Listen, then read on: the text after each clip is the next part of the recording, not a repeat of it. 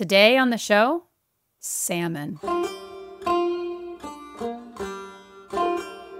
A single Chinook salmon in the Pacific Northwest will travel thousands of miles in her lifetime.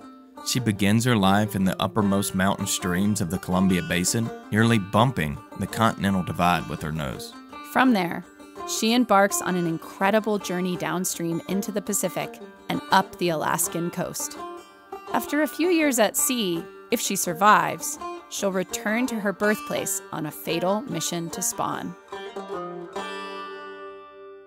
If rivers represent our planet's circulatory system, then salmon are the blood cells, transporting marine nutrients up watersheds and nourishing the entire ecosystem, from bears and eagles to mushrooms and old-growth Douglas fir. Salmon are a symbol and lifeblood of the tribes who call the Pacific Northwest home. Salmon runs here likely began at the end of the last ice age. Archaeological evidence shows humans have subsisted on salmon for over 11,000 years. People and salmon have been intertwined since the beginning. But today, the reality for salmon is far more challenging. This Chinook faces greater obstacles than her ancestors. If she reaches her spawning grounds, she'll be one of the lucky few. Death by 1,000 cuts. It's a common refrain when discussing endangered species. Sadly, this aptly describes the plight of Columbia Basin salmon. Populations of all 6 native salmon species have drastically declined, with 13 distinct populations now classified as either threatened or endangered. Nearly 250 million young salmon, mostly from hatcheries, head to the ocean each year. That's 3 times as many as before dams were built. Yet, that return rate is less than 1/5 of what it was decades ago. The runs are so dismal that many tribal communities can no longer subsist on the fish, despite profound cultural ties and treaties guaranteeing their fishing rights. Like pronghorn antelope in Wyoming or monarch butterflies, salmon need connected habitat components to survive. It's a massive puzzle, and right now, a lot of the pieces are damaged or missing. The history of salmon is complex. Treaties broken, fisheries exhausted, rivers dammed. The future is uncertain. Federal scientists project that salmon survival will decline by as much as 90% over the next 40 years. Yet today, numerous tribes, landowners, agencies, and nonprofits are working to save the salmon. It's an all-hands-on-deck moment. We're not in a safe place by any stretch of the imagination, but salmon are still here. And maybe there is hope. Welcome back to The Working Wild U, a show about the people and wildlife of the American West, from the crossroads of culture and science. I'm Hallie Mahold, Chief Programs Officer at Western Landowners Alliance. We are a network of landowners, managers, and partners dedicated to keeping the working lands of the American West whole and healthy for the benefit of both people and wildlife. And I'm Jared Beaver, Assistant Professor and Extension Wildlife Specialist at Montana State University. My work focuses on identifying and improving conservation efforts in areas where people and wildlife share the landscape, a place many folks call the working wild. And today, we're headed to the upper reaches of the Columbia Basin, the birthplace and final destination of many Chinook salmon, a place where ranchers and partners are improving their critical piece of the salmon puzzle. That's coming up next on Working Wild U.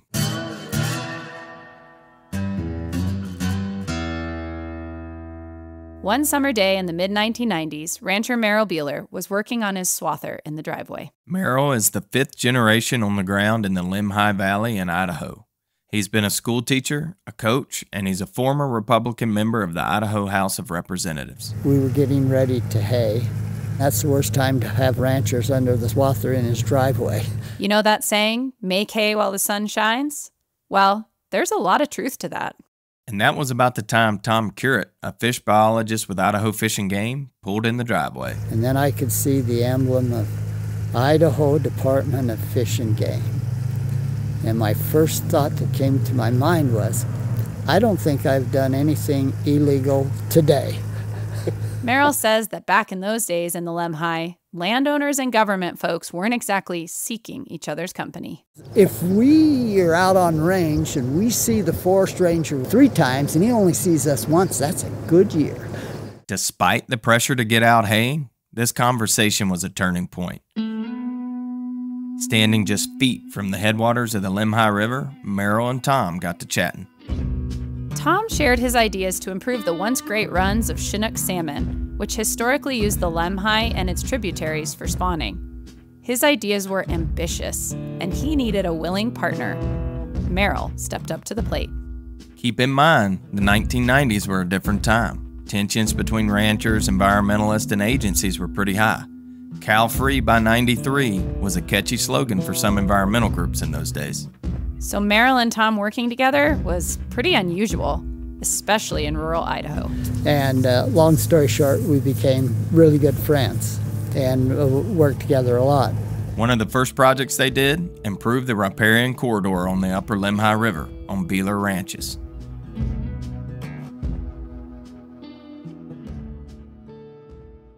Central Idaho is formidable, beautiful country, isolated by craggy mountain ranges. Fewer than 12,000 people live in this arid landscape spanning over 4 million acres. The Upper Salmon Basin includes 4 large watersheds: the Passamaquoddy, the East Fork, the headwaters of the Salmon River, and the Lemhi. These waters feed into the Salmon River, which feeds into the Snake River, a tributary of the mighty Columbia, which meets its end in the Pacific Ocean. Remember our Chinook salmon from the top of the show? The Lemhi was her natal river. According to a report from the Upper Snake River Tribes Foundation, much of the currently accessible Snake River salmon habitat will see warming temperatures in the future. The Upper Salmon River will remain a stronghold for salmon, thanks to the high elevation cold water habitat. So, how did this riparian project on Beyeler ranches support salmon? To find out, we talked to Daniel Bertram, who manages the Upper Salmon Basin Watershed Program, which coordinates voluntary conservation projects with landowners. We're about 750 miles from the ocean, and so these salmon are some of the furthest inland traveling fish that we have in the United States. The eggs will sit over winter in the gravel, and then in the spring they emerge. And once they emerge, basically these juveniles are tiny. They don't have very much ability to swim, and the current is basically pushing them around. So right now with the Lemhi, what's happening is it's like a treadmill. These fish are stuck in this current. There's very little lateral habitat, very few ponds, and they're just pushed out of the Lemhi very quickly. Juveniles need a place where they can get out of the main current and be able to forage, grow bigger, and then choose when they want to leave the Lemhi.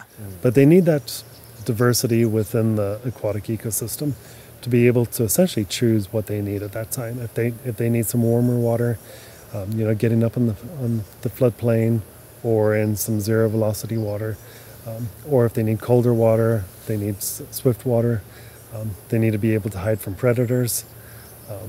And so basically, they need hotel rooms within the hotel. And historically, the Lemhi was a very important hotel for salmon. Back in the 1960s, biologists counted more than 3,000 redds. Redds are spawning nests made by salmon. But by the mid-1990s, biologists counted less than a dozen redds in the Lemhi. It was a dark time for salmon. By this point, all salmon species in Idaho were listed as threatened or endangered under the Endangered Species Act. We're talking Chinook, sockeye, coho, and steelhead. We thought that we would lose our salmon population forever. And this was part of what motivated Merrill Beyeler and other ranchers in the valley to do more to support the salmon. While there's a lot of public land in this part of Idaho, it'd be hard to get any meaningful work done without landowners at the table. Upwards of 90% of salmon habitat flows through private land in the Lemhi Valley. This landscape in particular, it was first colonized or inhabited in the lowlands because that's where the water is. The only way to get work done is by working with the people on the landscape and not against them. So with the goal of improving the riparian corridor to provide better spawning conditions for salmon, Merrill and Tom Currett with Idaho Fish and Game agreed they would fence off the river. Merrill volunteered to rewrite his grazing plan to accommodate salmon spawning and support regrowth of willows and other riparian plants. Now, to be clear, Merrill would still graze near the river, but not during spawning season. With a plan in place, it was time to build the fence. There was just one problem. Nobody had any money. Nobody had done a project like that. So it was like, we don't know what to do. And finally, we got the Idaho Department of Fish and Game. We got the BLM and the Forest Service. We reached out to the Shoshone-Bannock tribe. With all the entities pooling their resources and the Beyeler family and agency staff providing the labor, the group got to work, fencing off a large section of the Lemhi River. So anyway, everybody shows up, and all the cars, and the trucks and everything are parked there. And it's really visible because it's right along Highway 28. So I get home, and my phone starts ringing, because, you know, doing collaborative work was sort of not the deal that everybody did. And it was sort of like, are you in trouble, and are you going to jail? Now, luckily, Merrill wasn't going to jail. He was a catalyst for one of the first landowner-driven salmon habitat recovery projects in the Upper Salmon watershed. And there would be many, many more projects to come. With the riparian fencing in place and timing of grazing modified, willows on this stretch of the Lemhi grew larger, providing shade and cooling the water. And sedges and shrubs recovered and helped to stabilize the riverbank. And so you have all that new growth coming back of the grasses, and it was like, I think this is where I want to winter. It actually started to work. This early success got Merrill and partners thinking, what else could be done to improve salmon spawning grounds in the Lemhi? The next thing was, we had the Lemhi River, but it was disconnected from the streams, and probably had been disconnected from almost all of them, with the exception of maybe one, for well over 125 years. Wow. So we thought, what if we could create a more connected landscape? And we thought the way to do that was, let's see if we can reconnect some tributaries. During the 19th century, all but one of the tributaries were disconnected from the Lemhi for irrigation. Ditches for flood irrigation would redirect water from the tributaries, often dewatering them completely. While excess flood irrigation water would eventually return to the Lemhi or contribute to aquifer recharge, the net result was a lot less spawning areas for Chinook salmon and steelhead in the spring and early summer.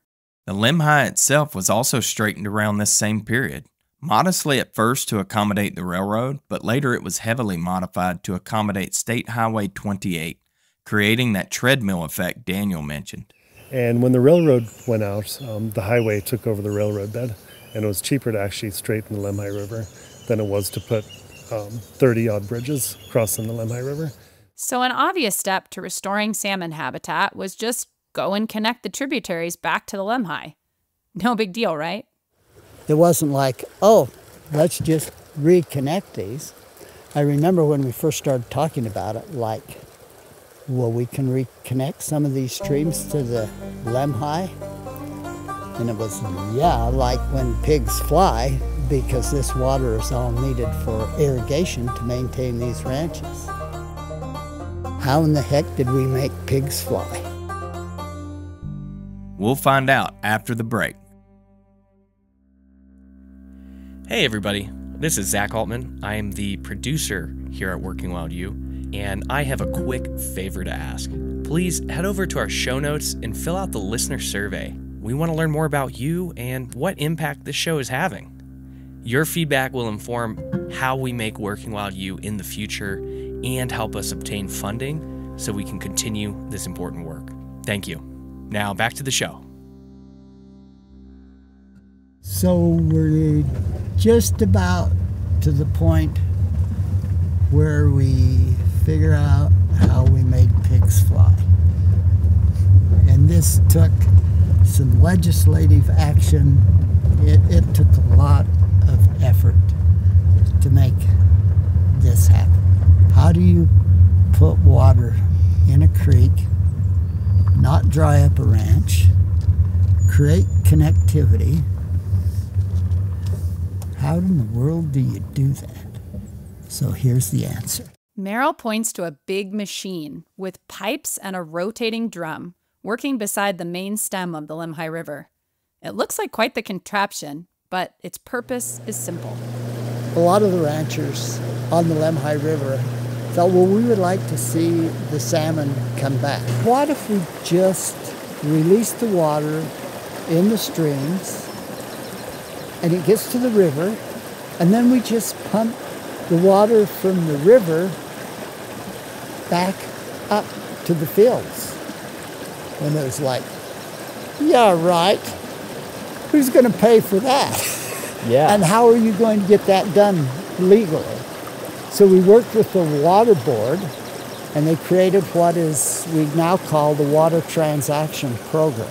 Now, the ins and outs of water rights in the West can get pretty wonky, but essentially this program allowed ranchers to legally change their point of diversion from tributaries of the Lemhi to the Lemhi River itself, with an agreement for the program to cover 20 years of pumping costs. And by moving that point of diversion downstream, you would actually make that tributary so that it wouldn't go dry up, because they would call for their water.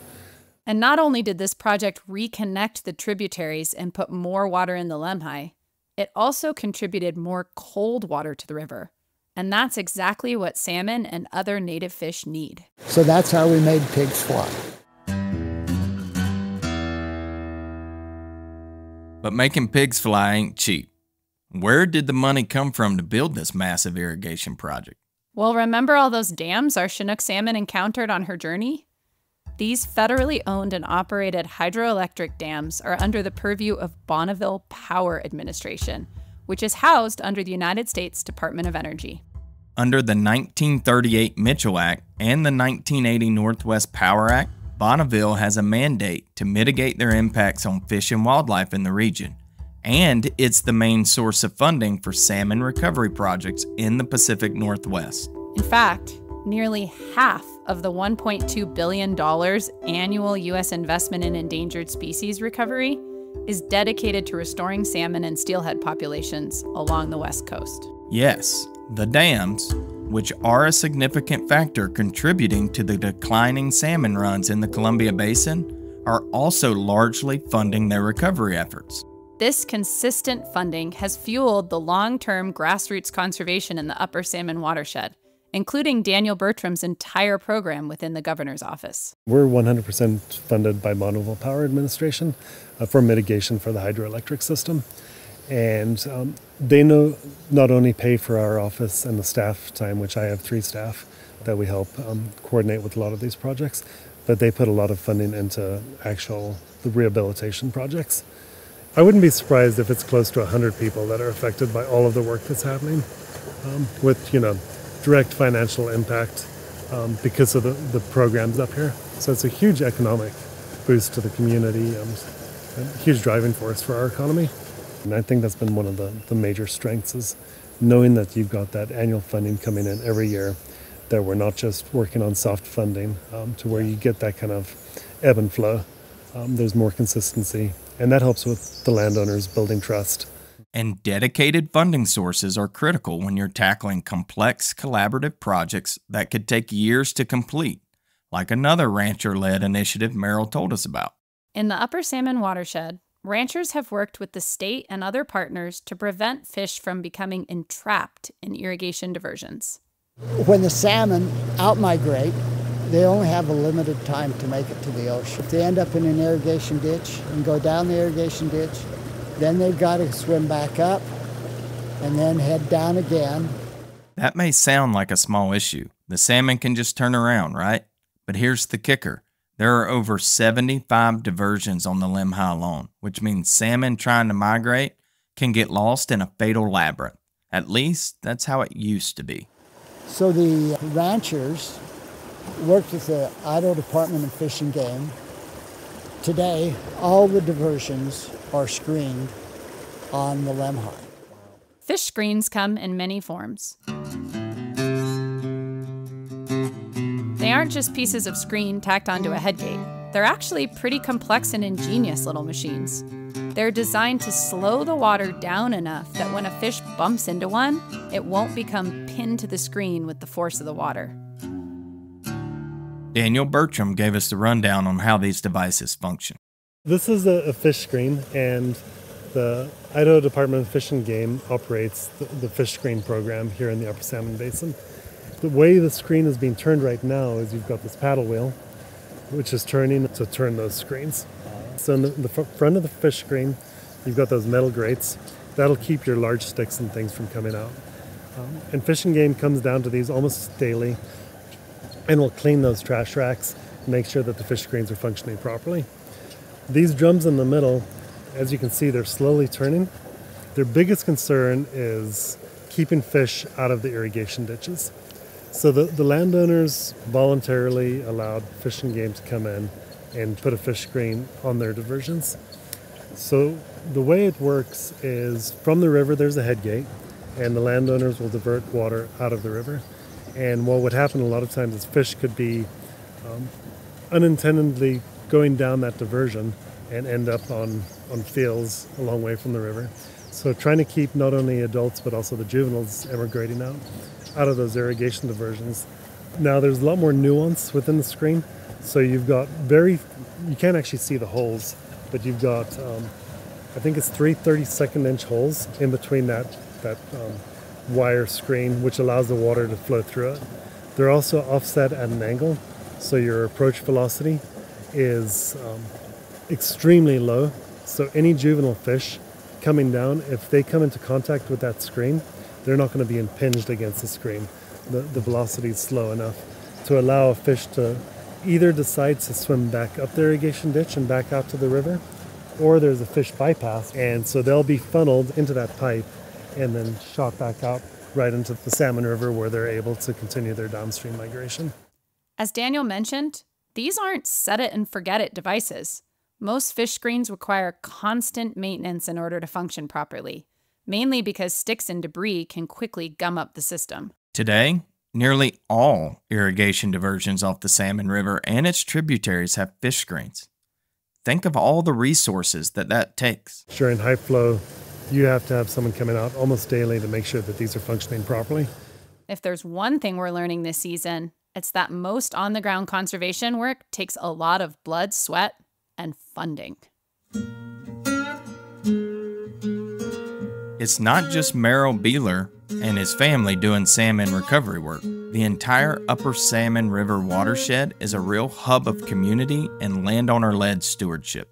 And that is no accident. One thing that is important in the salmon is regionally we are unusual in that we have a dedicated funding source by law under the Northwest Power Act for salmon mitigation, right? Now it hasn't recovered salmon, but it's been a huge boon for system recovery in this basin. A lot of places where they're doing species recovery, they don't have that. That's Tom Page, who owns Big Creek Ranch in the neighboring Passamaroy, another important tributary of the Salmon River. Tom is the board policy chair at Western Landowners Alliance, and the stream restoration and fish passage work he's done with partners on his working cattle ranch could be an episode in itself. Tom shared some important characteristics about the Upper Salmon Basin that are worth thinking about. How are folks getting so much work done at a watershed scale? In these basins, we've had almost unique in that because of that, congressionally designated mitigation, there is money to do these things. Technical assistance and staff and positions within Fish and Game that are funded by that money to help do this, whether it's biology, whether it's the screen shop, whether it's the techs that come out and, clean the screens, the habitat folks. It's all driven by fish money, which is all driven by the listing. And another is leadership from the landowner community. One is landowner community that's well-led and wants to work together and says, okay, we want to fix this. According to Merrill, part of keeping landowners engaged means ensuring all partners understand that these projects can't negatively impact the economies of the ranches. As a state partner, Daniel Bertram embodies this. The most important thing to me is, really looking at the people you're trying to work with and valuing their perspective and wanting to make them successful, because by being able to take that knowledge and learning from them and wanting them to be successful, I think helps put it into better perspective of what you're trying to do in the long run.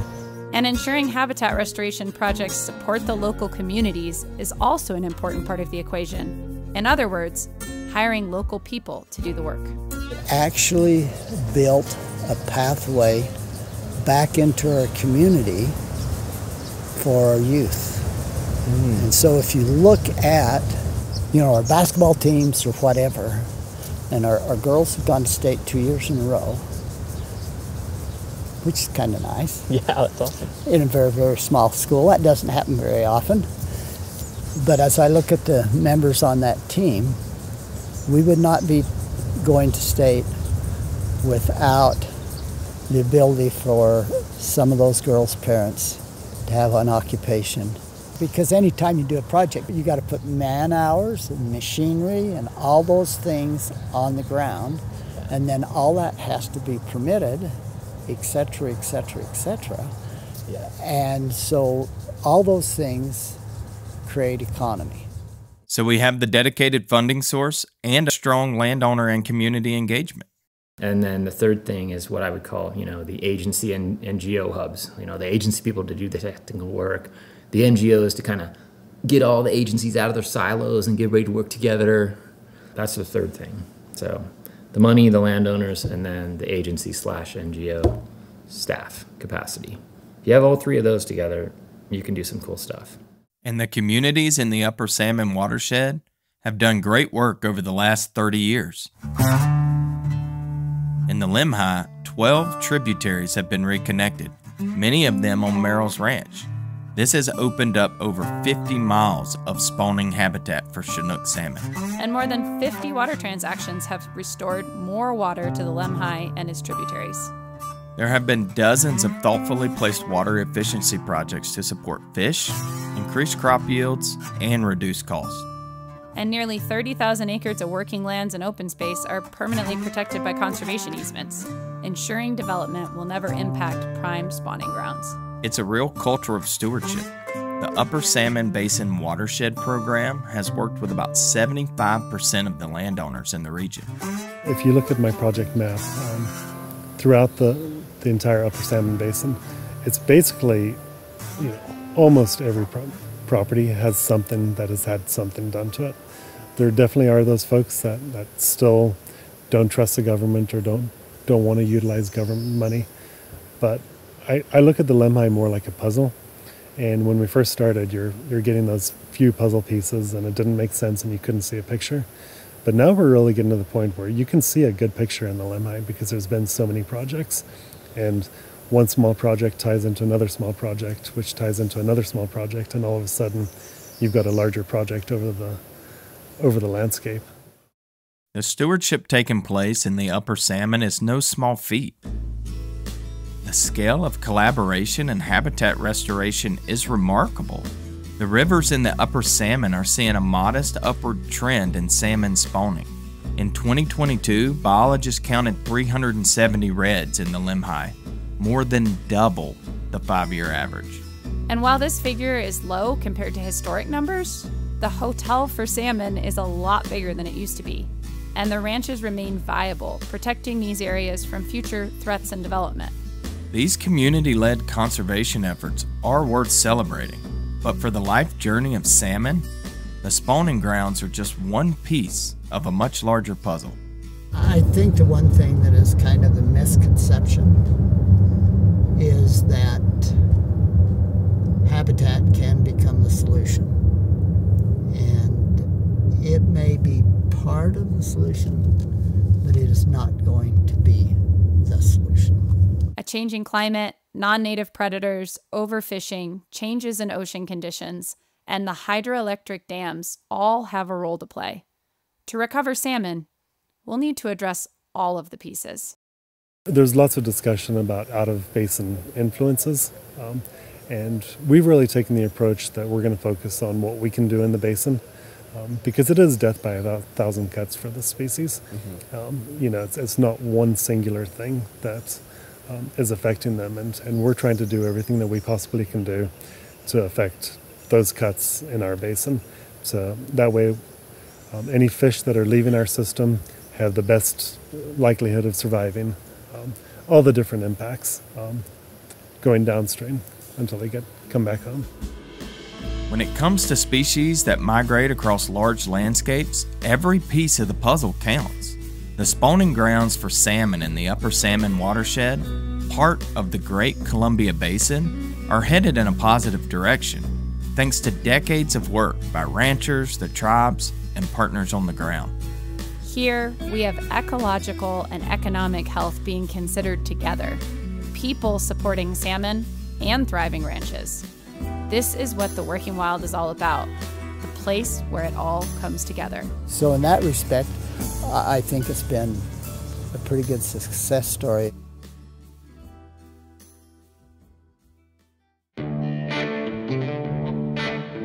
Working Wild U is a production of Montana State University Extension and Western Landowners Alliance, with support from the Arthur M. Blank Family Foundation, and you, our listeners.